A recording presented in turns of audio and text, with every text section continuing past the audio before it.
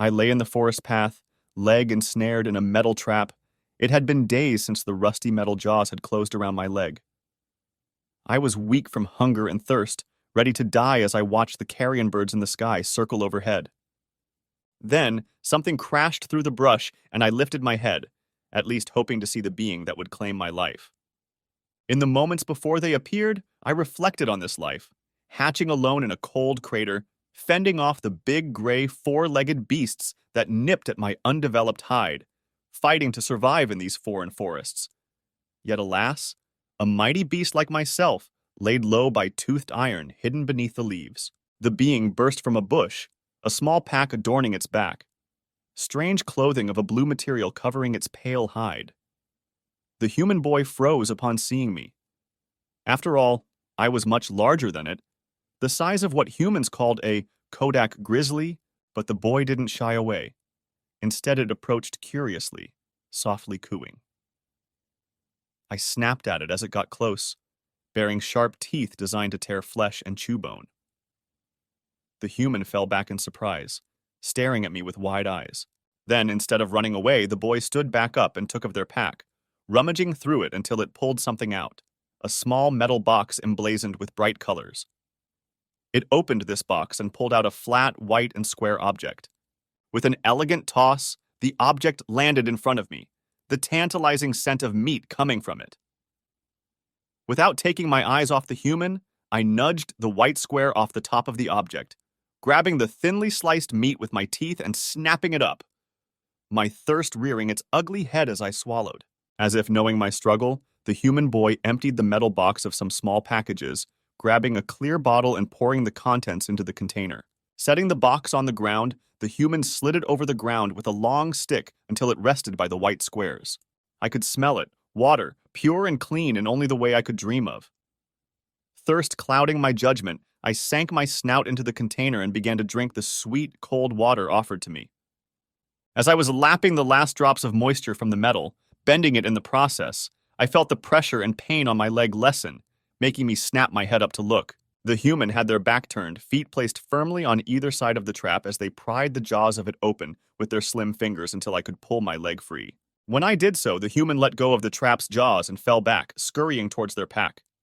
Fear watered its eyes as I stood over it. Slowly, I lowered my horned head, placing it against the boy's chest, able to feel their terror and dread as if it were my own. I had not a clue why this young human had chosen to free me, knowing I could kill it as easy as breathing. But I felt no urge to harm this being as I pushed my own thoughts and gratitude into its own as though I was speaking. My teeth, my wings, my blood, my flesh and my hide are indebted to you, small child. Fear no harm that may come your way. The child's heartbeat relaxed, and a soft palm was placed between my horns. The human spoke, giving me a name, a beautifully human concept for something outside of their own species. I'll call you Snappy. We'll be best friends forever. I felt the joy radiating off the human as it collected its things and walked off, me tailing at their heels. The human showed me its dwelling, a small wooden building with a gravel road leading up to it. The boy gave me a meat called bologna from a circular package before showing me a medium-sized empty metal shack in the tree line, saying, "You can stay here. Mom would be mad if she found out about you." I did not ponder this statement as I found the shack dark and the entrance well obscured. It was comfortable and much preferable to the dank caves I'd lived in until then. Years passed by, the boy grew into an exceptional young man, whose mother, still unknowing of my presence, grew weaker and weaker with each passing year. I watched as the boy who I'd seen grow cried into my flanks, wrapped in my wings as humans in white garb removed the woman from the cottage on a wheeled stretcher. My own heart aching with the power of the human sorrow as they cried out. "I wish I could help her. She's fought so hard, but it's only gotten worse. It just keeps spreading. She's going to die snappy. And I can't stop it." I let the human cry themselves to sleep against my hide, letting them drift away as I lifted myself to my claws. Standing above the human, I bent my neck down and nipped at my ankle, drawing fresh golden blood from the wound. Gently smearing my glistering blood against the boy's lips, I said in my mind what I wished he could hear. "My blood, to heal and rejuvenate as you slaked my thirst that fateful day." As the glister faded from the human's lips, I rested. Over the next week, the boy's emotions told all even without his words. They said it just went away like a miracle. The tests keep reporting the cancer is dying impossibly fast. She should be able to come home within the month. I felt joy of my own as the human matured and aged with his mother, often enjoying a meal on the back patio. As he grew into a man, our bond strengthened such that we could share thoughts and emotions across great distances. I grew into my wings, able to fly and perch in the sturdier trees as my form became more lithe and long. A night came when up the gravel road a vehicle with no headlights approached my human's dwelling. Big men smelling of alcohol and bad intentions quietly excited the sleek vehicle. They didn't suspect or notice me watching from the tree line as they grabbed human weapons and approached the door. They didn't make it halfway before I lifted off the ground with a roar to alarm and wake my human as I landed between the house and the men, making the four of them scramble back and fall, my talons digging into one of the men's shoulders as I heard the door unlock and swing open. I turned and gazed at my human and their mother, a horrified expression on the woman's face as my human ran out, saying, "Who the fuck are these guys? Why are they here?" Stress bleeding from the words, I conveyed my thoughts to him. They approached weapons drawn, reeking of malicious intent. My claws are at your command. My human looked at the terrified men, a uniquely human sentiment clawing its way to the surface. Mercy, let them go. He stated clearly to me before addressing the other four humans. I know not why you decided to come here, whether it be to rob us or kill us. But take this as a turning point. Become better men. Don't waste your one shot. I let go of the man, claws retracting from the warm flesh as I sat back on my haunches by my human. My considerable bulk between his mother and the men as they picked up their injured compatriot and loaded him into the vehicle, driving quietly away. I heard my human's mother speak in a shaky, terrified way. Tim, what the hell is that thing? We looked over in perfect unison. I felt a strange emotion from my human, Tim, as I now knew his name. He felt saddened he hadn't told his mother. Softly he said, "Mom, this is Snappy. You know that night way back in grade school when I came home all muddy and my lunchbox was broken? Well, I only told you half the truth. I did get pushed into a ditch by some older boys. But the reason my lunchbox was broken and I was missing all of my food was because I gave it to Snappy here, freeing him from an old bear trap. He's been living in Dad's old shed since." The woman's emotions changed from frightened concern to a matronly anger. "And you never told me? Timothy Derek Kremster, if you weren't an adult already, I would tan your hide for not telling me you had literally befriended a fucking dragon." Even I shrunk back a little at the small woman's anger, but she took a deep breath and calmed herself, saying, "You've got a heart of gold, Tim. It just scares me sometimes how you use it." The next dozen years passed in a blur. Tim's mother, aged and at the ripe age of 100, passed peacefully in her sleep, leaving the house and property to a 60-year-old Tim, who had his own family now. His little girl loved sitting on my back and riding me like in her favorite movies when she was but Tim's age when he saved me.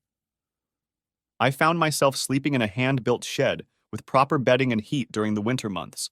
Tim, his wife, and adult daughter would share their Christmases with me, giving me gifts of fresh venison and shiny trinkets that now adorned those plain shelves in my new home. Never did they ask for anything in return except my company. Then the day came that the sun was blotted out by a massive ship, entry pods burning into the lower atmosphere. Somehow I knew it was my own kind returning for this world's judgment. They landed in every major city, huge areas devoted to troops and gear for conquest. I felt my time beginning to draw near as a massive elder Draken landed in the yard where I knew he would. I felt Tim's confusion as he hobbled from the house on his cane, awestruck by the elder's size and bright coloring. But the elder's attention ever strayed from me as in my skull he asked, "Draxil, tell me, do you believe this planet worthy of a place at the high table?" Shamefully, I considered that the humans weren't ready. Their wars, violence, and disregard for each other seemed unworthy. Then, like a ray of light, in the darkness, I could only see the good Tim had done. His mercy, his selflessness, his ability to turn the other cheek, but most importantly, his kindness. This human had never done anything to hurt anyone, even against those that may have wished him harm. Bowing deeply in respect, I answered, "On my blood, on my flesh, on my hide, and on my soul, I say to you, humanity deserves a seat at the high table far more than we do Ancient One." The elder considered my words carefully, speaking only when he deigned to. "Would you give your life to seal this promise, young Draken?" I felt a part of me revolt at the words, my limbs wobbling beneath me. I heard Tim's cane fall to the ground with a clatter, and suddenly, the old man was shaking between me and the elder. The elder's head reared back, ready to strike, But Tim's words stopped those deadly teeth in their tracks. If you're gonna make him kill himself so we can live, go fuck yourself. If you're gonna make anyone die for this, make it me. Seal it with my blood. The raw emotion in Tim's voice shook me to my core. He was sobbing, but not from sadness, from anger.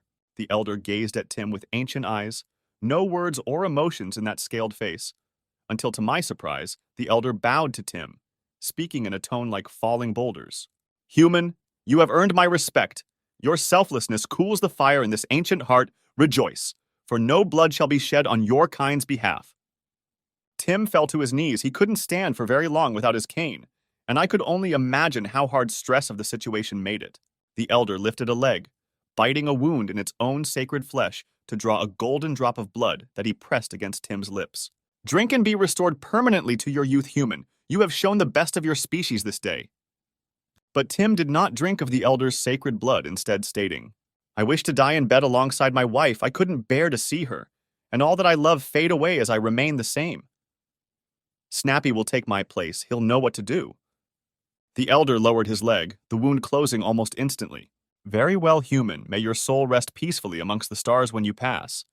Holding my head high, unable to force away the deep sorrow of knowing my greatest friend would pass on before I would see him again. But as we said our last goodbye, he whispered in my ear, My blood, my flesh, my hands and my hide, all are yours as yours were mine. May we meet again beyond death's veil, good friend.